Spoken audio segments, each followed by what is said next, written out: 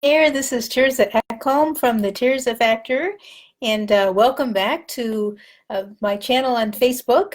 I wanted to chat with you today a little bit about, I just want to let you know I had a fabulous weekend at Networking Riches here in Colorado Springs. It was an incredible weekend, a fully packed room with Casey Eberhardt and Bijal Parmar and all of my friends here from my up-and-coming business friends here from Colorado Springs. It was truly amazing and incredible event. And I had so many takeaways, I couldn't possibly go over all of them with you in just a few minutes because I just want to take a few minutes to be with you this evening. However, my biggest takeaway was this fascinating concept that Casey introduced. First of all, you've probably heard of MSI, which is multiple streams of income, and it just seems to be a necessity these days. You can't just rely on one thing anymore, no matter what your one thing is. It's just not possible in the world we live in today just to have one. So so multiple streams of income, whether you have a job, a lot of people I know have multiple jobs, whether you have gigs on the side, the so-called side hustles, investments, real estate investments, stocks, real estate, cryptocurrency, all kinds of things for investments. Making things on your own, network marketing things, affiliate marketing things, these are all really, really cool multiple streams of income.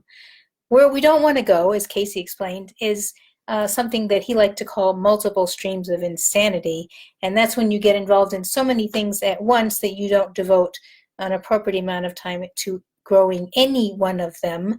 And then if you're expecting any one of them to make any money for you at all, you're just banging your head against the wall and emptying your wallet, unfortunately. So yes, I myself have been guilty of such a thing. I've gotten involved in too many adventures, that too, at the same time, to the detriment of all of them, which is why this year I'm primarily focused on my art, wearable art, and art sculptures.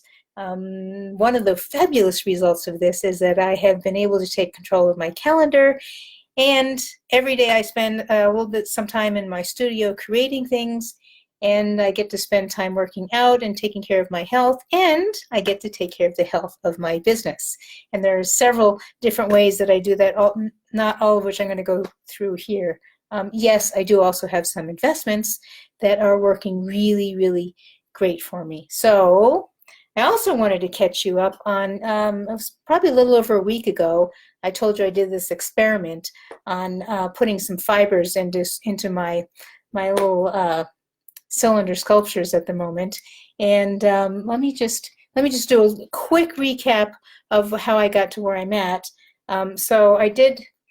My first one was this one, which I had put some little LED lights in originally, and this is pretty cool. But if you can see, I don't know if I can bring this up on the camera or not. It does look pretty cool, but it's kind of not very stable. So it's fun, and I can certainly mount this, and you could hang it on your wall, and it would look pretty cool. But it's small, and it's, as I said, squishy. So my next one, which was an improvement, was now this one, which is not squishy. This one has, as you can see, lots of beautiful colors. I should probably mention that what I really like to play with are silk fibers. And in this case, these are silk fibers and wool fibers mixed together that I've gone over with a fabric hardener, and then just this nice little ribbon in the center, just to kind of bring your eye to the whole thing. And I put my little LEDs in here. And just give me a second and I'll turn this on. I don't know how much the camera is going to pick up, especially with the light shining on it. I suppose I could turn that off a little bit. I'd probably have to darken the room for you to see this. But there's some little lights in here. I don't know how much you can see. There they are, and when I'm not having the camera light shine on me so much, you can probably see them much better. And then this is much stiffer, as I said. And the innovation for this one was that I put it on a dowel rod, so then you could mount it on a wall, and it's a little bit easier to work with, but not yet quite where I want it. So that was number 2. Number 3, you might remember that I showed this one before. Now I've gotten longer with my silk and wool fibers, and again, this is stiff and solid. When I say solid, they're still it's still kind of soft and yummy on the outside, because that's one of the beautiful reasons of using fibers. And again, I've got my LED lights within. Give me a second to turn it on here. And this one can be hung this way or this way on the wall. Actually, the lights show up a lot better on that, but that's partly a function of the silk fibers that I've used. And in this case, I have a nice little hook up here that allows you to hang it on a wall. So it's kind of like a wall sconce. It's really just meant, well, it's meant to look pretty and kind of like a mood, like mood lighting or something like that. It's not really meant to illuminate a room or anything. And then I had posted, hold on a second here, I tried an experiment with some much heavier fibers, and it actually turned out really quite interesting. It's going to take a little bit more work for me to create a mounting system. I'm going to put this on a stand, so it will it'll just display a lot better. I displayed these actually at the Networking Riches event, and I cheated a little. I put them on sculpture stands because I have ordered stands from Amazon and they just haven't arrived yet. They're due to arrive tomorrow, and so then I'll show you the results of that. But again, in this case, I directly embedded the LED lights into the fibers. That was one thing. So as you can see a little bit, they're directly in the fibers themselves. They're not sticking out. I know the camera's picking them up as sort of sticking out, but they're actually just well lit. So here I've used, believe it or not, I have dryer sheets as a stabilizer, like a foundation underneath. I've got my silk fibers and some ribbon in the middle. But these fibers here, this might be a little bit difficult to explain, but we had washed a throw from one of our chairs in the washing machine, which it was fine. When it got into the dryer, it tangled up all the little fringes. So after hours and hours, my husband took to detangle the fringes, he cut off a bunch of them. And I said, no, don't throw them away. I'll incorporate them in my art. And that's actually what these are. And that's why I was so concerned about them, because they were heavy. They absorbed a lot more of the liquid that I used to form my fibers into sculptures. And but actually they turned out quite nice, and this is quite a stable sculpture. So that's this one. And then in the meantime, instead of jumping on the camera to show you that, I can't resist. I ordered more beautiful silk fibers and got them in the mail a few days ago. So I went ahead and created another lovely cylinder, which again, I'm going to put on a stand. You can mount this on a wall horizontally or vertically. I get a little challenged by the left or right of the camera, so I apologize kind of in advance.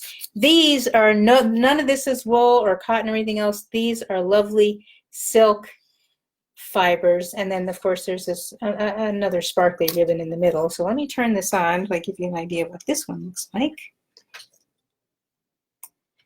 Here we go. And here it is, all nicely lit up. And these, just as in the previous one, these LED strings are directly embedded in the fibers. So you can't pull them out. They're not going anywhere. The best you can do is turn them on, or of course replace the batteries every once in a while when they run out. So these are my latest sculptures. This morning I sat down and designed well, a more ambitious sculpture. I will show it to you when I complete it. It will probably take about a week to get completed. That one is intended to be a wall hanging. So I'm excited to show you those when, of course, when they're complete. And as always, if any of these if you have any comments on these, suggestions, something you'd like to see, just give me a shout. I have a even more ambitious project after the one that I'll be creating this week. I'll tell you about that actually in a few days. I'm going to go for some entirely different shapes because I can't just stick with one shape. Once I figured out how to do it, I got to go on to something else and make something equally interesting.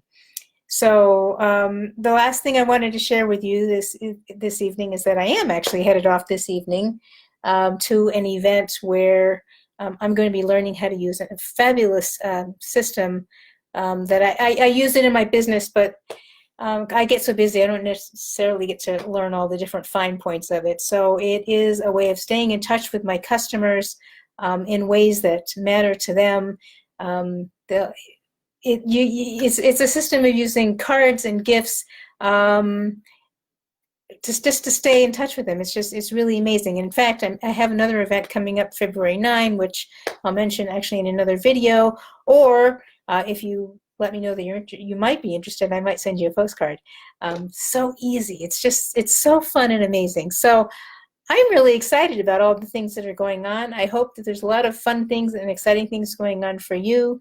This 2020 is shaping up to be an incredibly amazing year, both from the terms of building my art, creating more wearable art, which I didn't show you any of that on this video. I'll show you some more in the next video. There's just so many fun things going on. So I hope you're having a fabulous day. Go make somebody else's day fabulous, and have a really good evening. Oh, let's see who we have. We have Al Fryer. Hello, Al. Hello, Anna. Good to see you. And hello, Amos Garland. Hello, Kent. And hello, Michael. Very good to see all of you, and I hope to see you again in the future. Take care and have an awesome day.